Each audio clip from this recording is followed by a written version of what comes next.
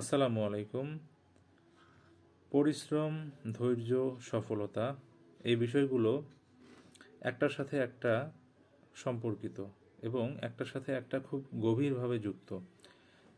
চিন্তা করে দেখুন, আমি যেই ওয়ার্ডগুলো বললাম, এগুলোর প্রত্যেকটাই হচ্ছে যার মধ্যে আছে সেই কিন্তু একটা সময় গিয়ে সফলতা অর্জন করতে পারে।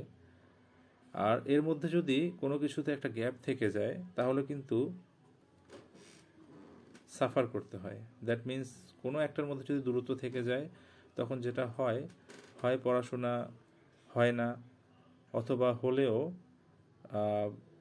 নির্দিষ্ট গন্তব্যে যাওয়ার আগেই সেটা থেমে যায়। তাই আসলে আমরা অনেকেই অনেক সময় হতাশ হয়ে পড়ি। এটা স্বাভাবিক। মানুষ হিসেবে আমরা যত কিছুই বলি না কেন, হতাশা আমাদেরকে গ্রাস করতে চায়, বিভিন্ন চিন্তা আমাদেরকে গ্রাস করতে চায়। বাট সবচেয়ে বড় বিষয় হচ্ছে ঘুরে দাঁড়ানোর বিষয়টা, প্রতিকূল অবস্থাকে মোকাবেলা করার বিষয়টা।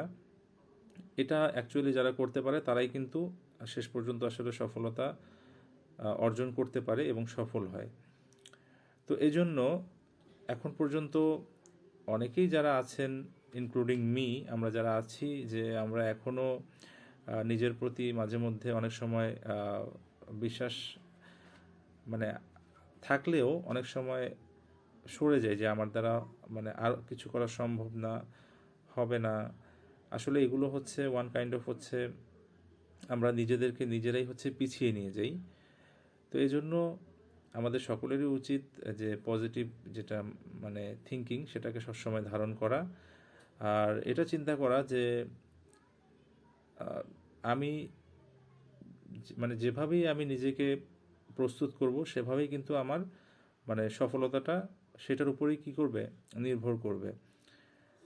তো যাই হোক, সবসময় বলি আল্লাহ is the best planner, but as a human being we can just try. আমরা শুধুমাত্র চেষ্টা করতে পারি।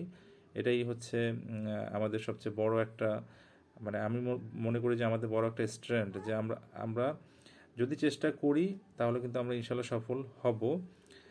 তো যাই হোক, চেষ্টাকারীকে কখনোই আল্লাহ হতাশ করেন না।